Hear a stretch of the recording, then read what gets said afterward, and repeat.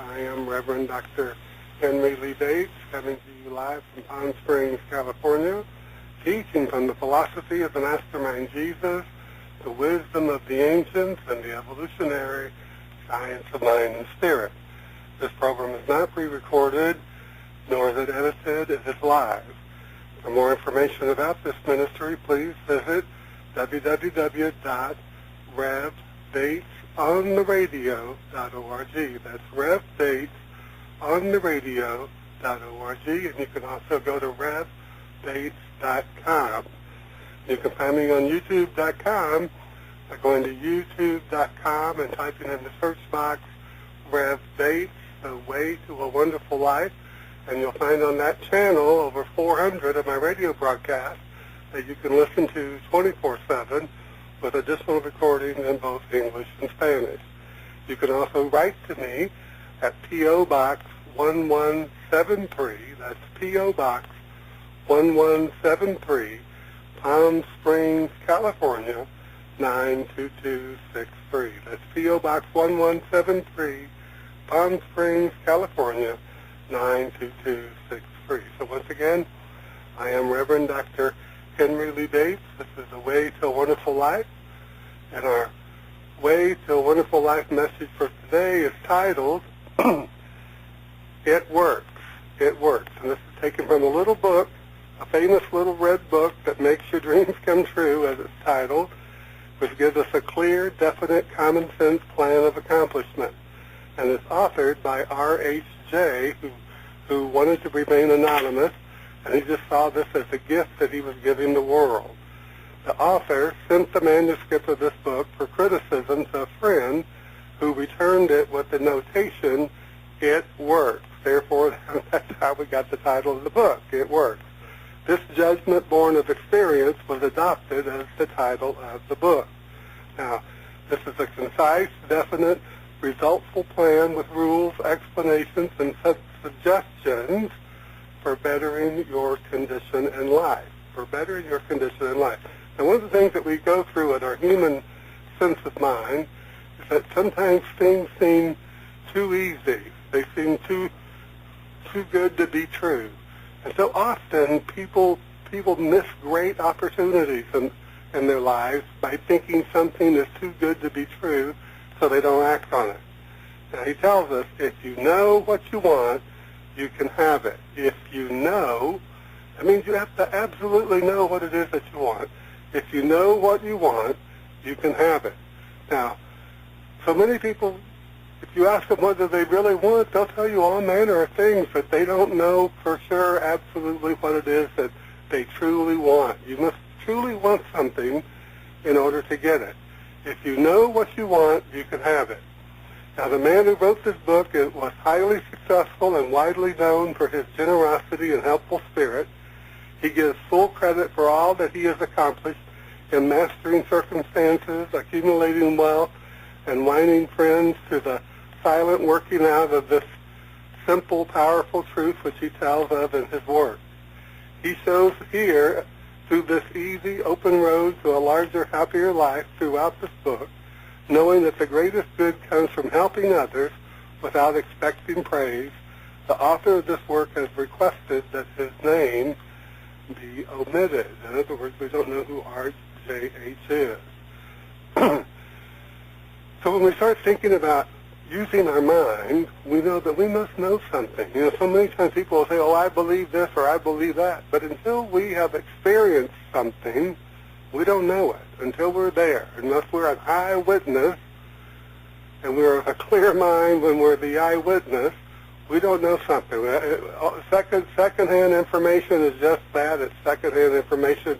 If we're going to know the truth and let the truth set us free, we must always deal with the truth that we know. It has been said that the only God we will ever experience is the God that we experience.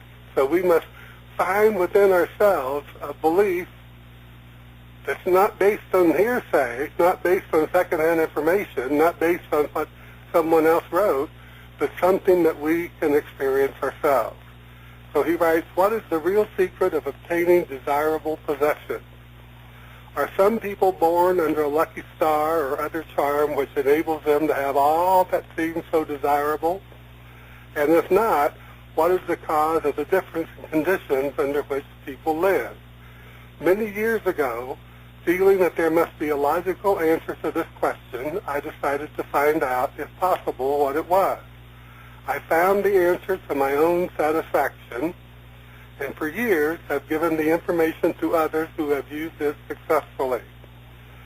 From a scientific, psychological, or theological viewpoint, some of the following statements may be interpreted as incorrect, but nevertheless, the plan has brought the results desired to those who have followed the simple instructions, and it is my sincere belief that I am now presenting it in a way which will bring happiness and possessions to many more. Now, this is from the author. If wishes were horses, beggars would ride, is the attitude taken by the average man and woman in regard to possessions.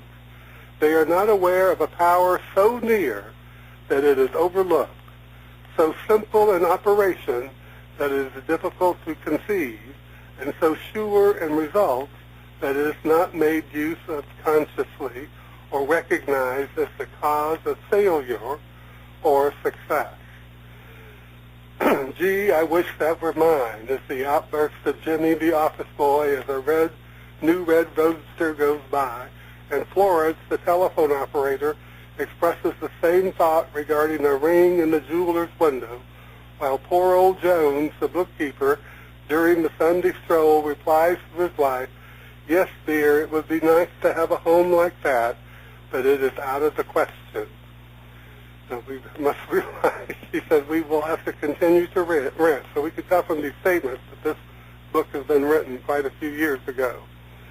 Landon, the salesman, protests that he does all of the work, gets the short end of the money, and will someday quit his job and find a real one. And President Bondum, in his private sanctorum, voices a bitter tirade against the annual attack of hay fever. At home, it is much the same. Last evening, father declared that daughter Mabel was headed straight for disaster, and today mother's allowance problem got another trying affair fade into insignificance as she exclaims, "This is the last straw." Robert, a school teacher, wants to see me this afternoon. His reports are terrible, you know, but I'm late for bridge now. She'll have to wait until tomorrow. So goes the endless stream of expressions like these from millions of people in all classes who give no thought to what they really want and who are getting all they are entitled to or expect. Now think about that. We get so caught up in our day-to-day stuff that we don't have time to focus on what we really want. So he writes, if you are one of these millions of thoughtless talkers or wishers and would like a decided change from your present condition, you can have it. But first of all, you must know what you want, and this is no easy task.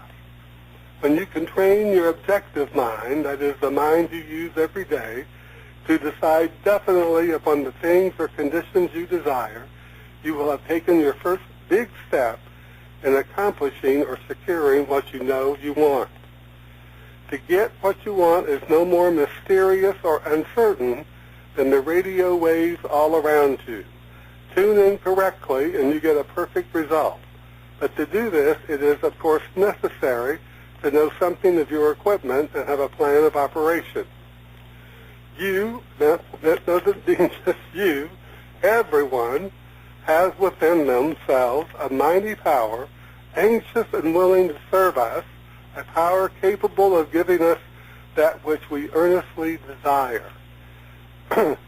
This power is described by Thompson J. Hudson, Ph.D., LL.D., author of The Law of Psychic Phenomenon, as your subjective mind.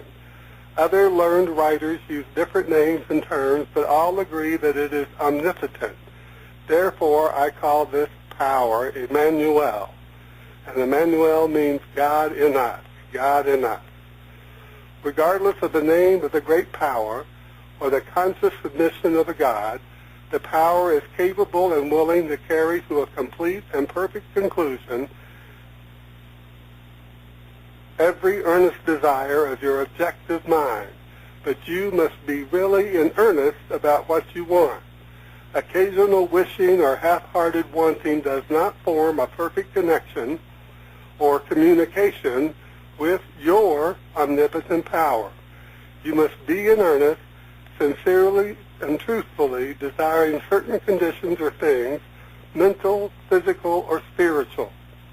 Your objective mind and will are so vacillating that you usually only wish for things, and the wonderful, capable power within you does not function. In other words, wishing won't get us anything. We have to be focused.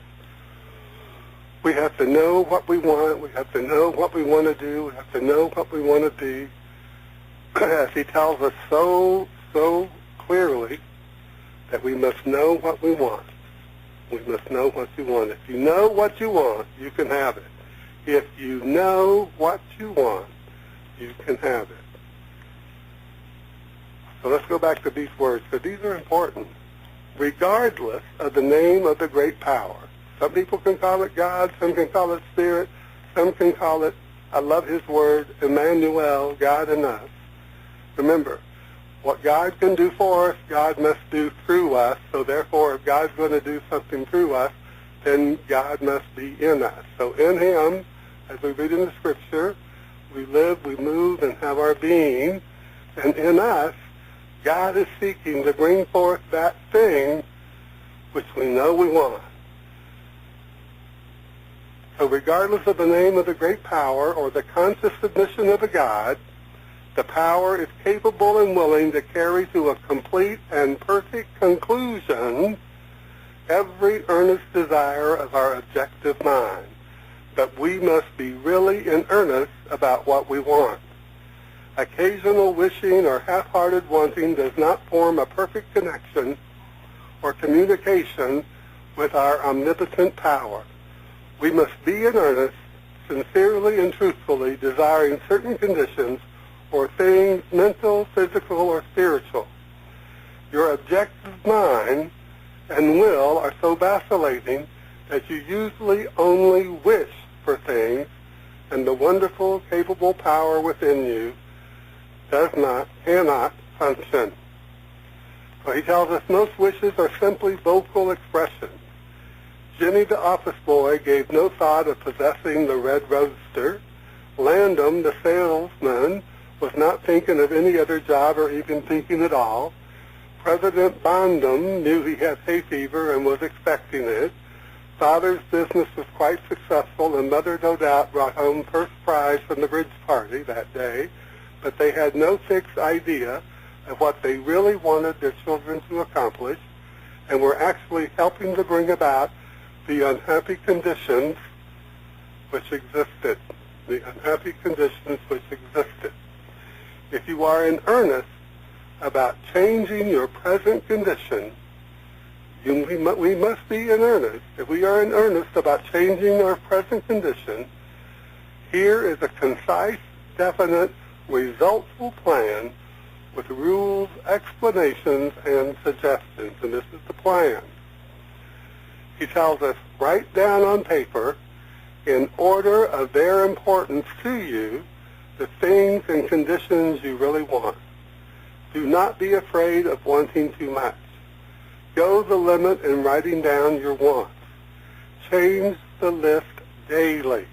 Change the list daily, adding to or talking from it until you have it about right. Do not be discouraged on account of changes, as this is natural.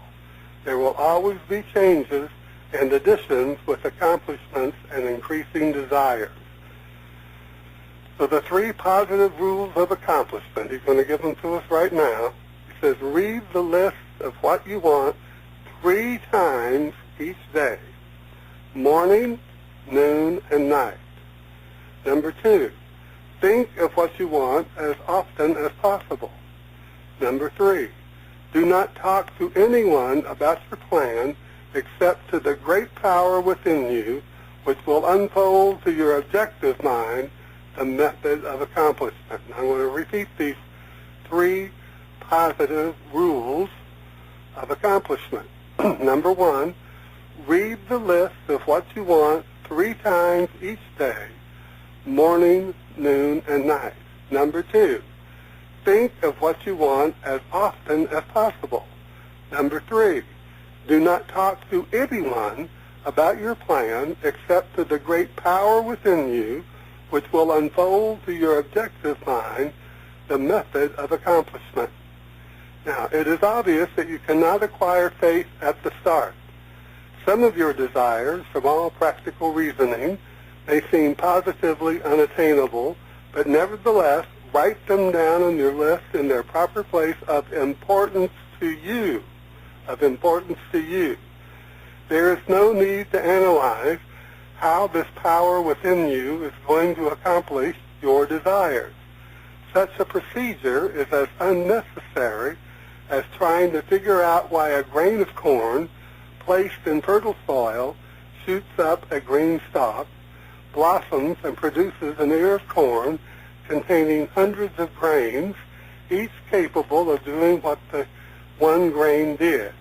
If you will follow this definite plan and carry out the 3 simple rules, the method of accomplishment will unfold quite as mysteriously as the ear of corn appears on the stalk, and in most cases much sooner than you will expect.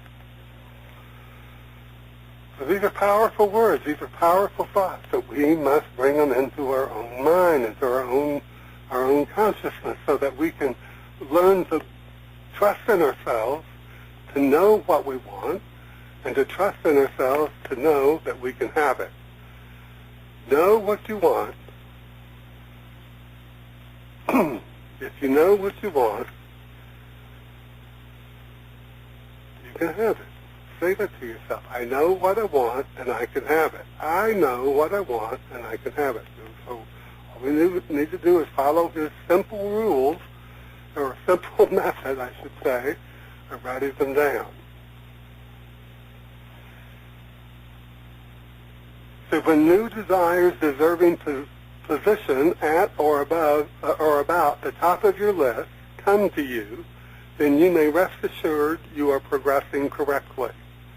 Removing from your list items which at first you thought you wanted is another sure indication of progress. It is natural to be skeptical and have doubts, distrust, and questioning. But when these thoughts arise, get out your list, read it over, or if you have memorized it, talk to your inner self about your desires until the doubts that interfere with your progress are gone. Remember, nothing can prevent your having that which you earnestly desire. Others have these things, why not you? The omnipotent power within you does not enter into any controversial argument. It is waiting and willing to serve when you are ready, but your objective mind is so susceptible to suggestion that it is almost impossible to make any satisfactory progress when surrounded by skeptics. Therefore, choose your friends carefully and associate with people who now have some of the things you really want, but do not discuss your method of accomplishment with them or with anyone. Put down on your list of wants such natural things as money, as a home, an automobile, or whatever it may be. But do not stop there. Be more definite. If you want an automobile, decide what kind, style, price, color, and the other details, including when you want it. If you want a home, plan the structure, grounds and furnishings. Decide on location and cost. If you want money, write down the amount. If you want to break a record in your business, put it down. It may be a sales record. If so, write out the total, the date required, then the number of items you must sell to make it. Also list your prospects and put after each name the sum expected. This may seem very foolish at first, but you can never realize your desires if you do not know positively and in detail what you want and when you want it. If you cannot decide this, you are not in earnest. You must be definite. And when you are, results will be surprising and almost unbelievable. Almost unbelievable. A natural and ancient enemy will no doubt appear when you get your first taste of accomplishment. This enemy is discredit, in form of such thoughts as, it can't be possible, it just happened to be, what a remarkable coincidence. When such thoughts occur, give thanks and assert credit to your omnipotent power for the accomplishment, and by doing this, you gain assurance and more of a feeling of accomplishment, and in time, you prove to yourself that there is a law which actually works at all times when you are in tune with it. Sincere and earnest thanks cannot be given without gratitude, and it is impossible to be thankful and grateful without being happy. Therefore, when you are thanking your greatest and best friend, your omnipotent power, for the gifts received, do so with all your soul and let it be reflected in your face. The power and what it does is beyond understanding. Do not try to understand it, but accept the accomplishment with thankfulness, happiness, and strengthened faith. These are amazing words, and for so many people, those words of doubt are going to creep right in your mind. So many people have been very successful following this wonderful man's method. It would certainly be a shame if all of you don't give it an opportunity, give it a chance. But he gives us a caution.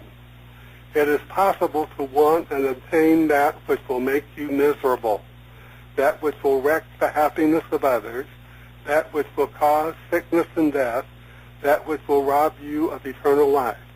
You can have what you want, but you must take all that goes with it. So in planning your wants, plan that which you are sure will give to you and your fellow man the greatest good here on earth, thus paving the way to that future hope beyond the pale of human understanding. This method of securing what you want applies to everything you are capable of desiring, and the scope being so great, it is suggested that your first list consists of only those things with which you are quite familiar, such as an amount of money or accomplishment or the possession of material things. Such desires as these are more easily and quickly obtained than the discontinuance of fixed habits, the welfare of others, and the healing of mental and bodily ills. Accomplish the lesser things first, then take the next step. And when that is accomplished, you will seek the higher and really important objectives in life. But long before you reach this stage of your progress, many worthwhile desires will find their place on your list. One will be to help others as you have been helped. Great is the reward to those who help and give without thought of self, as it is impossible to be unselfish without gain. It is impossible to be unselfish without gain. In other words, we don't know if we're unselfish until we have something that will test us whether we're selfish or not. So in conclusion, he writes, a short while ago, Dr. Emile Coué, C-O-U, he's from France, Emile, E-M-I-L-C-O-U, Dr. Emile Coué came to this country and showed thousands of people how to heal themselves. Thousands of others spooked at the idea, refused his assistance, and are today where they were before his visit. So with the statements and plan presented to you now, you can reject or accept. You can remain as you are or have anything you want.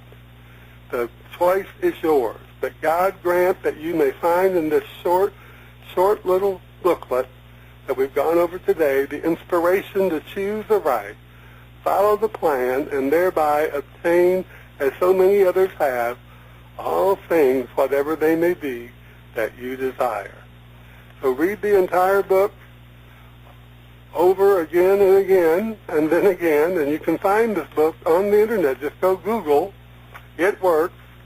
Just type in the Google search, It Works PDF, and you'll find a PDF file that you can read for free on the internet. There's absolutely no charge to read that book. So read the entire book over again and again and then again. Memorize the 3 simple rules. Test them now on what you want most this minute.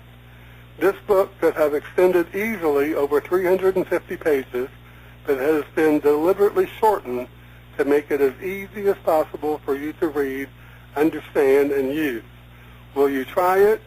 Thousands of people have bettered their lives, and they will testify to the fact that it works. It works. This is from the title of the book, It Works. And once again, you can go to Google and type in It Works PDF, and you'll get a PDF file that you can click on, and you can read the entire book. It's only, the printed out is only 12 pages. But the most important things you want to find is the 3 important essential steps that he outlines for all of us in order to use this effectively. And when we follow these steps, we'll find that they're very simple, but they require a great deal of thought.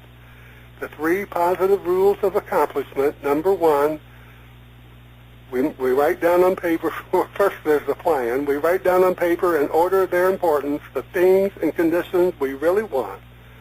And we must not be afraid of wanting too much. So we want to go the limit in writing down our wants. We can change the list daily, adding to or taking from it until we have it about right. And we must not be discouraged on account of changes, as this is natural. There will always be changes and additions with accomplishments and increasing desires. So the 3 positive rules of accomplishment are: 1, read the list of what you want 3 times each day, morning, noon, and night. Number 2, think of what you want as often as possible. And number 3, do not talk to anyone about your plan except to the great power within you, which will unfold to your objective mind the method of accomplishment. Now here's a letter from the author. He writes, Dear reader, the great possessions of life are all gifts mysteriously bestowed: sight, hearing, aspiration, love, or life itself. The same is true of ideas. The riches of them are given to us as, for instance, the powerful idea which these words from this book has given you. What are you going to do with it? Are you surprised when I tell you the most profitable thing you can do is to give it away? You can do this in an easy and practical way, and just find this information for yourself and send it. You can send that link from that website where you can read this book, or you can buy it on Amazon.com. It's titled It Works by R.H.J., and it's an inexpensive little book. I encourage you to do that. So once again, this has been The Way to a Wonderful Life. I am Reverend Dr. Henry Lee Bates, and let's go through this affirmation, which will also awaken that powerful spirit within us and bring wonderful things into our life. This is an affirmation that Dr. Robert Bisser used to read for 20-some years at the Hollywood Church on Sunset Boulevard. So let's listen to these words and then say these words with me. There is a power within you. Say, there is a power within me that can lift my life to its highest level. Let's say it together. There is a power within me that can lift my life to its highest level. It can change illness into health. It can bring peace amidst turmoil.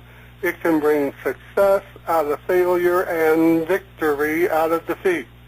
It can bring companionship and happiness out of loneliness. It responds to me.